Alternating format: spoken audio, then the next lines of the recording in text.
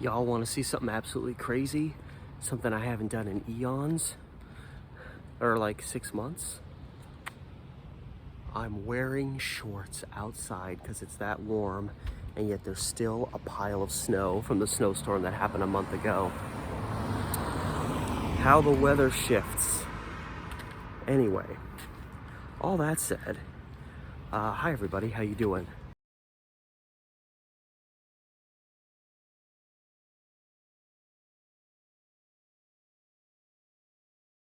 It is April 9th, 2021.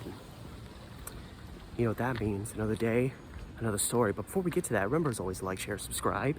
Hit up my Patreon if you want to help me out that way. I'm always posting new stuff to give you bang for your buck.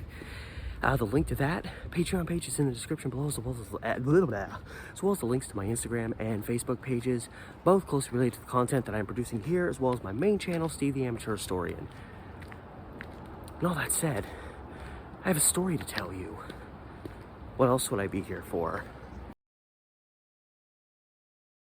Oh my God, that is I've walked down the street numerous times and never noticed that. That is an old piano next to a tree with like plant life growing out of it.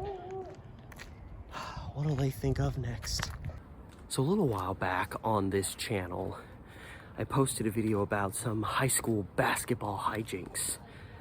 About this guy who, after the state title game in 1933, ran onto the floor, stole the basketball, and in an effort to get away with it, like chucked the ball out onto the football field and then tried to leap over some railings to get to the ground to run off to recapture it. Then he fell several feet and knocked himself out. So this is another story about deep in the past high school basketball hijinks, but it's not in relation to what happened immediately after the game. Running across the street, you know, still within the gymnasium that the game was played in. This is more about what happened afterwards. And, you know, it's kind of commonplace in some respects nowadays that in the aftermath of sporting events, fans kind of go a little bit nuts. But usually it's the fans for the team that wins. The team wins some kind of championship, everyone goes ballistic, goes out, sets their town on fire, starts flipping cars. At least that's the historical stereotype. But this is more about the shenanigans that happens after the game's over, after everyone has departed said gymnasium, and the shenanigans that happens immediately following, but as a result of the actions of fans of the losing team, which, again, in the Lincoln story I told you, Lincoln lost that game. This was probably a disgruntled high schooler that was like, this is a bunch of crap. Stole the ball and then almost killed himself in the process. What are you gonna do? It's high schoolers, man. So in our case, we're going back not quite that far. So as opposed to my prior story, my prior high school basketball story that was about two schools from the big city clashing in a title game, this was a few more rural towns at the time. And they're still, you know, they're out central Oregon, they're still a little rural, but this was the case of a playoff match between Bend and Redmond high schools. And these two towns, like, their schools have to be rivalries to some degree because the towns are relatively close to each other. If you're coming from the Portland area where I live and you're going to Bend, you're almost invariably going to pass through Redmond to get there. So you've got a little bit of a rivalry game, and on top of that, it's a playoff game as well. So there's a lot of fuel to that fire, and it was a competitive match, and in the end, Bend pulled out the victory. It was a really close game. So the game ends, everyone departs, everything seems fine. The, you know, players for both teams go to their bus, the school bands from both teams go to their bus, because, you know, high school sports, you know, they always brought their bands along to help, you know, rile everybody up best they could. And so it all seems okay. And then as the teams are departing, all hell kind of breaks loose. A couple of girls that were reportedly from Redmond High School approached the Bend coach directly. One of the girls starts like just cussing and swearing at him. Uh-oh, I'm making friends. I'm making friends. It just starts screaming and cursing and berating him and saying that they paid off the officials, and which is so interesting for back then that people went that far in a high school basketball game. That kind of, when you think about, athletics today and the way parents behave towards their kids and stuff, in sports, all the way down to people that go to, a school that loses a game like this. That stuff's a lot more common now. But this was quite a while ago. So it was very interesting. And then apparently this girl was joined by a couple other, presumably Redmond school-going ladies who proceeded to assault Ben's coach and like started kicking at him. He kicked him in the shins. He got all beaten and bruised up in his legs, and they ended up getting, I assume he had to run these girls off, or they just got, their little bit in and then took off. And what's so interesting is in the aftermath of all this, a lot of Bend, people that presided over Bend High School, they didn't want this reported. They didn't report it. And even the coach who'd gotten, accosted and assaulted by these random Redmond girls, he wanted to keep quiet about it too. He didn't want them to, he didn't want any action taken. I don't know, maybe, if you think about, it's back in the day, this guy's a basketball coach, maybe he's a big fella. He's living out in Central Oregon where the ways are simple and traditional. Maybe he was a little bit ashamed that some girls got some good kicks in on him. I don't know. But yeah, it was interesting that Bend, I can understand Bend not like being openly aggressive about taking action about this, but it wasn't just that they didn't bring it up, but it was like they didn't want anything done about it. It seemed they just kept as mum about it as they could. But the thing was, stuff like this made it to the OSAA, which is essentially that's like the governing body over Oregon high school sports, and they got some of these stories reported to them about just the Redmond fans going ballistic after the game. I was talking about the teams and the bands getting on their own buses.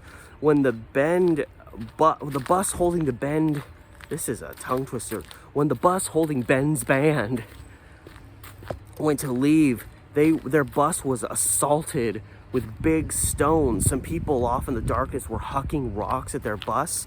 Windows got busted. I'm astonished nobody got at least one person didn't get seriously hurt, and that the band was able to get out of there. Maybe the bus driver was like, the hell with this, just rode them right out of that area onto the street. And whoever was doing this disappeared into the night. Nobody knows exactly who did it, even though it can be kind of presumed it was probably a couple of Redmond High School fellows. So yeah, it just got nuts. And it's funny, I went to high school like a lot of people. We had rivalry games. We had rivalry games that were really close, but when the game ended, there was never like fighting in the parking lot. There was never people chasing coaches off the floor, accosting them. And what's interesting is it didn't seem like the officials, because you think these girls would have attacked the officials, is what I'm getting at. Which is an interesting point, because the officials that were presiding over the game were according to the article that I read, they were based out of Corvallis, Oregon, and they did the game. And it seems like they were the ones that actually reported on these incidences involving Redmond.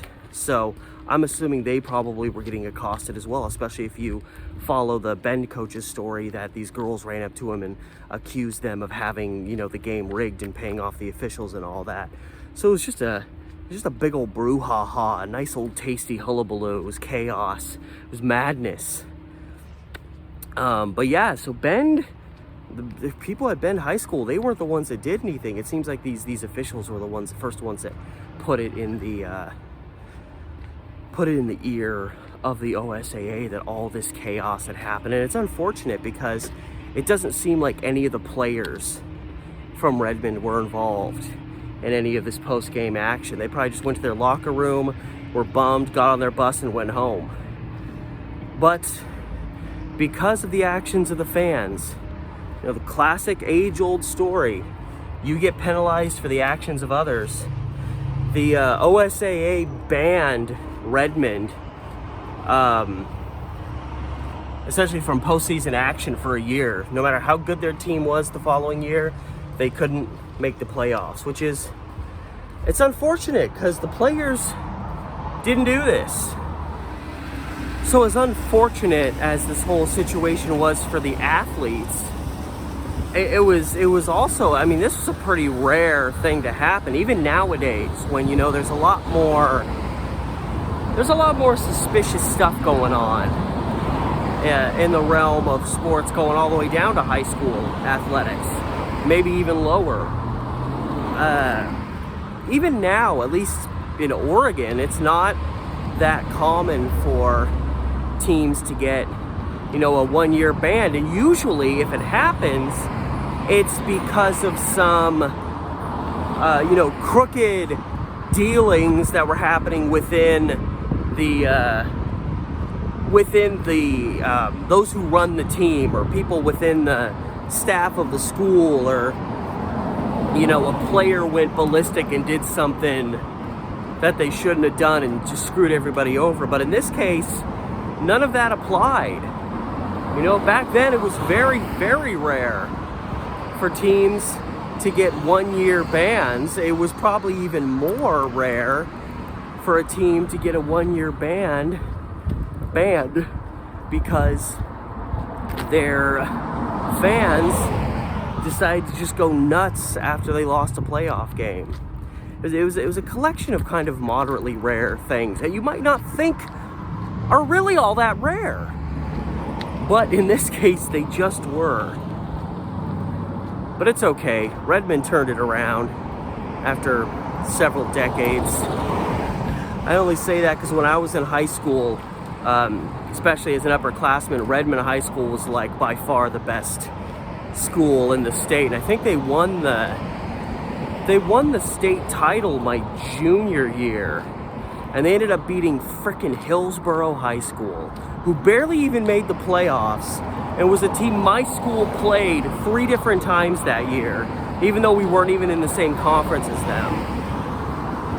And they beat us in the playoffs, even though we were a better team. And I'm saying this objectively, we got screwed in that game. But that's a story for another day.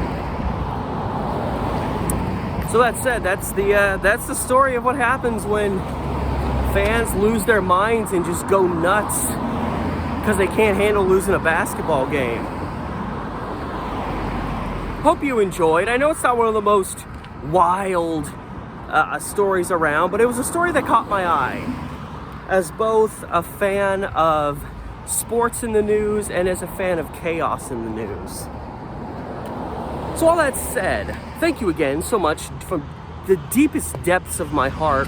Thank you for watching. And remember to like, share, subscribe, hit up my Patreon, all those little things that help my channel blossom like a flower. The link to my Patreon account is in the description below. I'm always posting new stuff there to give you more bang for your buck. Also, the links to my Instagram and Facebook pages are also in the description below, closely related to the content that I'm producing both here, as well as my other primary channel, Steve the Amateur Historian. And all that said, this has been Steve, and I'll see you tomorrow.